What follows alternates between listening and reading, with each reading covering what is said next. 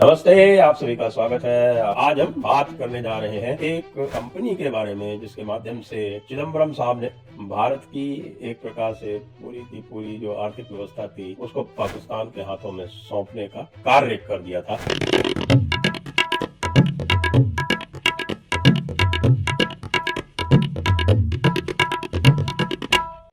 आपका स्वागत है श्री अय्यर जी। इसमें जो है डेलारू का जो एक्सक्लूसिविटी एग्रीमेंट बता रहे हैं कि साहब एक्सक्लूसिविटी एग्रीमेंट साइन किया गया बिना पेटेंट वेरीफाई किए हुए। इसके अलावा इसका डेलारू का पाकिस्तान से क्या कनेक्शन था और उससे जो है वो हमारी सिक्योरिटी कैसे कॉम्प्रोमाइज हुई, ये बताइए। सर जी, दोनों को डेलारू ही बेच रहा था करेंसी पेपर। ये चिदम्बरम साहब ने जानबूझकर चेंज किया, कोई और हमको बेच रहा था, उससे चेंज करके डेलारू को कॉन्ट्रैक्ट चिदम्बरम ने दिया। और हमारे इन्वेस्टिगेटिव एजेंसी को 3 साल लगे जब उनको पता चला कि पाकिस्तान भी डेलारू से ही अपना करेंसी पेपर खरीद रहा है। अब मोटा मोटा मैं कह रहा हूँ अपने हमारे आपके दर्शकों इसमें मेरे जो जानकारी में आया है वो मैं आपसे पूछ हाँ। लेता हूँ। मेरी जानकारी में आया है कि ये डेलारू जो है वो जब चिदम्बरम पहले बने थे फाइनेंस मिनिस्टर, जब यूपीए 1 आया था तो उस समय पर इनको दिया गया था कॉन्ट्रैक्ट। तो बाद में प्रणब दा जब फाइनेंस मिनिस्टर बनते हैं तो उसको चेंज कर देते हैं। उनके पास ये शिकायत आई थी कि ये पाकिस्तान में भी जा रही है, तो सिक्योरिटी का हवाला देके इसको चेंज कर देते हैं। लेकिन चिदम्बरम जब वापस आते हैं फिर इसको कर देते हैं। यस, ये भी एक आरोप है, ये फैक्ट है, ये सच है, ये सच है। प्रणब दा ने तुरंत एक्शन लिया था और उसको बंद किया। लेकिन अब देखिए, इतनी क्रिटिकल जो है पेपर और सिक्योरिटी थ्रेट, आप इसको एकदम पानी की नल की तरह रोक नहीं सकते। आप उसका रैंप डाउन होता है आप, क्योंकि आपको किसी और को आइडेंटिफाई करना पड़ता है और उसको आइडेंटिफाई करने के बाद चेक करना पड़ता है कि कितना अच्छा है। तो देखते ही देखते 2015 तक टाइम चला गया, उसके बाद ही इसका चेंज हुआ। या और जो प्रणब दा जब राष्ट्रपति बन गए थे उसके बाद ये सारा जो काम हुआ चिदम्बरम के दोबारा फाइनेंस मिनिस्टर बनने के बाद में, तो उस समय पर जो पाकिस्तान वाला कनेक्शन जो आया था सामने वो पूरी तरह से इग्नोर कर दिया गया। और ऐसा कहते हैं कि उस टाइम पे जो फेक करेंसी का मामला था वो सबसे ज़्यादा उसी समय पर उसमें बढ़ोतरी हुई और ये एक मुख्य कारण था नोटबंदी के बाद में। और नोटबंदी के बाद में जो कमाई हो रही थी पाकिस्तान की और पाकिस्तान आर्मी की और उसको बंद होने से पाकिस्तान की अर्थव्यवस्था को काफ़ी नुकसान पहुंचा, ऐसी भी कहते हैं। हाँ, ये जरूर लोग कहते हैं। अब इतना तो हमको जानना होगा कि क्यों इस तरह से लोग कह रहे हैं। तो इसके लिए मेरे पास एक डेटा है जो मैं प्रस्तुत करना चाहता हूँ। देखिए, जब एक देश करेंसी पेपर खरीदता है तो कितना पेपर खरीदेगा? वो अपने जो नोटों की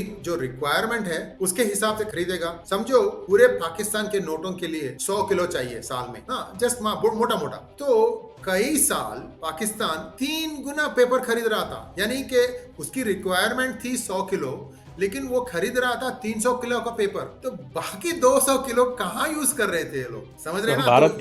भारत के लिए यूज कर रहे थे। हाँ, बिल्कुल बिल्कुल। इसको बहुत ही आसान कर दिया चिदम्बरम जी ने, और ये भी माना जाता है, और इसका प्रूफ शायद आपको गूगल करने से मिल जाएगा कि चिदम्बरम साहब ने एक यूज्ड प्रिंटिंग मशीन भी, भारत का जो प्रिंटिंग मशीन था, करेंसी प्रिंटिंग मशीन था, उसको उन्होंने पाकिस्तान को बेच डाला है। हाँ, दिस इज न्यूज़। ये क्या है? ट्विटर में काफी बार मैंने देखा है। अब अगर हमारे दर्शक कुछ देख रहे हैं तो please go and take a look at it. क्या ये सच है कि चिदम्बरम खुद एक यूज मशीन पाकिस्तान को बेच दिए? सो आई मीन रियल कोऑपरेशन, असली कोऑपरेशन, रियल कोऑपरेशन। हाँ हाँ हाँ, जिसको बोलते हैं अच्छा पड़ोसी। एले आलू के टमाटर, आलू के पराठे, एले मूली के पराठे। मतलब हम उनको टमाटर तक नहीं बेच रहे आजकल, हम उनको टमाटर नहीं बेच रहे, दवाइयां बंद कर दी। लेकिन चिदम्बरम साहब जो थे उन्होंने तो करेंसी मशीन ही बेच दी। देखिए, again this is something that I saw in Twitter. मैंने ज्यादा इसको देखा नहीं, क्योंकि I mean it is beyond me कि मैं ये भी कर सकता है क्या कोई बंदा? So that it is unbelievable. मैं सोच भी नहीं सकता कि ऐसा हो सकता है। एनीवे, तो देखते हैं क्या होगा। तो these are some of the things. आप जो कह रहे हैं ना कि अब पाकिस्तान की इकोनॉमी बहुत ही बंद हो गई है, तो देखिए 2 गुना वो लोग करेंसी छाप रहे थे भारत का, वो सब बंद हो गया है। तो आपने नोटबंदी के बारे में भी इसका काफी जिक्र किया था। तो जो नोटबंदी के टाइम पे ये करेंसी, जो फेक करेंसी थी, ये कितना एक महत्वपूर्ण पहलू था जिसके कारण नोटबंदी जो है वो एक तरह से आनन फानन में, एक तरह से इमरजेंसी की तरह की गई। हाँ, तो ये माना जाता है कि 6 महीने पहले ही भारत ने निर्णय लिया था कि नोट चेंज करें, और एक्चुअल अनाउंसमेंट जो है वो 21 तारीख नवंबर 21 2016 को होने वाला था, लेकिन इसको 13 दिन पहले ले आया गया। और उसके बाद 8 नवंबर, जिस दिन ट्रंप की जो इलेक्शन विक्ट्री की स्पीच पूरा दुनिया उसमें डूबा हुआ था, तो उस दिन भारत ने ये निर्णय लिया कि आज हम 10 बजे बंद करने वाले हैं 500 और 1000 रुपए के नोट। तो देखिए उरी का जो अटैक हुआ था, यानी कि वो पाकिस्तान आकर अटैक किया था, वो तो सितंबर में हुआ था, और उसके 11 दिन या कुछ with in 2 weeks Bharat retaliate किया था, जाकर वो जो पिक्चर बनी है उरी मूवी। तो अब उसको काउंटर करने के लिए पाकिस्तान के पास कुछ हथियार था नहीं, तो उन्होंने ये जो करेंसी की छापना था, उन्होंने इंस्टेड ऑफ हैविंग एक शिफ्ट, वो जो करेंसी प्रेस की उन्होंने 3 शिफ्ट बना दिए, यानी कि पूरे 24 घंटे वो चल रहा था, प्रिंट कर रहे थे। तो माना जाता है कि कुछ 60 तारीख के आसपास एक नया लोड ये फेक करेंसी का भारत पहुंच चुका था। तो हमारे जेम्स बॉन्ड साहब को ये पता चला, तो इसीलिए उन्होंने जाकर मोदी जी से कहा कि देखिए हम इसको आगे ले आना चाहिए, क्योंकि अब आ गया है पैसा यहाँ पर, ये इनका प्लान है।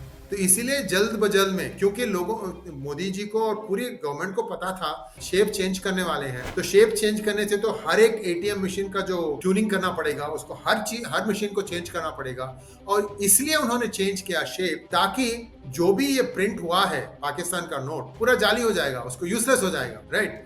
तो ये थोड़ी सी एक हड़बड़ाहट में जल्दबाज में करना पड़ा, लेकिन इसका एटलीस्ट आप तो अब देख रहे हैं ना, इसका क्या ये हो रहा है इफेक्ट, इसका प्रभाव क्या हो रहा है, आप देख रहे हैं। हम तो ये देख रहे हैं कि पाकिस्तान चारों तरफ कटोरा लेके घूम रहा है। ट्रू। नोटबंदी का बहुत विरोध किया जाता है, और ये कहा जाता है कि साहब कि इसका क्या प्रभाव है और इसका क्या प्रमाण है कि इससे किसी भी प्रकार की फेक करेंसी बंद हुई, या इससे जो है वो टेररिज्म को कोई फर्क पड़ा, इससे कोई फर्क नहीं पड़ा, ये सब बेकार की बात है, और जो मनी सर्कुलेशन वापस उतना ही हो गया, इत्यादि। तो इसके बारे में आप क्या सोचते हैं? नहीं, मनी सर्कुलेशन तो हो सकता है ज्यादा हुआ, बट इकोनॉमी से भी हो सकता है सर जी, संजय जी। इकोनॉमी जब बढ़ती है तो मनी सर्कुलेशन बढ़ेगा, क्यों नहीं बढ़ेगा, और अच्छा है, बढ़ना भी है। अब एक चीज देखिए आप, 2016 में साथ मोदी जी की गवर्नमेंट ये यूपीआई को काफी पुश किया उन्होंने, और ये भी करेक्ट था, क्योंकि हम जहां तक पैसों को, यानी रुपये नोटों को कम करेंगे इस्तेमाल करने में, तो वहां तक ये जो करेंसी की जो फेक करेंसी की ऑपरेशन होगी तो वो कम होते जाएगी। और मेरा ये मानना है शायद 1 साल में कि ये तो 2000 नोट है, इसको शिफ्ट फेज आउट किया जाएगा, यानी कि उसको बंद कर देंगे प्रिंट करना। उसी तरह से थोड़े दिन के बाद 500 नोट भी कम हो जाएगी, और सिर्फ आपको सबसे बड़ा डिनोमिनेशन नोट का साइज होगा 200 रुपया। अगर आप 10 और 200 ये दोनों के अंदर आप छापा हुआ नोट लगाएंगे ना, तो आप देखिए उसके बहुत ही प्रभाव होंगे। फॉर एग्जाम्पल उसको काउंटरफीट करने में काफी खर्च हो जाएगा लोगों को, यानी देशों को, तो इतनी प्रॉफिटेबिलिटी नहीं रहेगी। आज मैं कह रहा हूं 2000 को जितना जल्दी बंद कर सकता है मोदी सरकार, तो उतना अच्छा होगा भारत के लिए, क्योंकि उतने लोग वापस ये यूपीआई में। और एक और चीज देखिए, अगर जब यूपीआई अगर ऑनलाइन ट्रांजैक्शन होता है मेरे से आपको इंस्टेड ऑफ पैसा, तो वो ऑनलाइन रिकॉर्ड हो जाता है, मेरे बैंक अकाउंट से इतना कम होने वाला है और आपके बैंक अकाउंट में इतना जमा होने वाला है, तो ट्रेसेबिलिटी बहुत आसानी से बन जाती है। अब जो ये हवाला ट्रांजैक्शंस हो रहे हैं ये नहीं हो सकेंगे, तो ये this is a very good thing. तो मैं समझता हूँ कि मोदी गवर्नमेंट ज्यादा धक्का नहीं देना चाहती है भारत की इकोनॉमी को, इसलिए हल्का धीरे धीरे बोले बिना हल्का ये 2000 की जो प्रिंटिंग हो रही है उसको कम करती जाएगी। और एक टाइम पर उसको पता है कि प्रिंटिंग मैंने पूरा बंद कर दिया, मानो एक दिन, लेट अस से 1 फरवरी 2023, फरवरी 1, 2023 को पता है सरकार को कि हमने हमारे प्रिंटिंग प्रेसेस से 2000 की नोट प्रिंट करना बंद कर दिया है, तो उसके बाद जो भी आएगा वो जाली नोट ही होगा। तो जब दे कैन ऑल्सो ट्रेस कहां से आ रहा है, बिकॉज लोग बोल रहे हैं आज कि चीन ने भी यही काम शुरू कर दिया है। हाँ, बिल्कुल है, तो बड़ी गंभीर समस्या थी और उस गंभीर समस्या से निपटने के लिए कुछ गंभीर उपाय ही करने आवश्यक थे, ये तो बात सही है। और आप जो देख रहे हैं, जो भारत की इकोनॉमी की अभी जो गति है और जो कोविड हुआ, तो ये भी कहा जाता है भारत के संबंध में कि भारत कोविड से इसलिए आसानी से निपट सका कि यहाँ पर ब्लैक मनी थी और ब्लैक मनी का भी अपना एक उपयोग होता है। इसके बारे में क्या कहेंगे? नहीं, वो मैं मानता हूँ। देखिए, ब्लैक मनी जो होती है, आप उसको दो तरह से देख सकते हैं। एक के वो एक तरह की एक टैक्स लगाई जाती है आपको, यानी कि आपको 1000 रुपए का काम करना है, लेकिन उसको रिश्वत 20 रुपया या 200 रुपया देना है, तो 20% टैक्स लग गया सब। इस तरह का एक तरफ एक कोण है। दूसरा दृष्टिकोण क्या है, वो कहते हैं कि जो ये ब्लैक मनी जो है, और black money comes because of corruption, ये जो है एक तरह से लुब्रिकेटर बनती है, यानी काम जल्दी होता है। आप देखिए, एक बिजनेसमैन ये सोचेगा, मैं अगर ये 200 रुपया यहाँ लगाऊंगा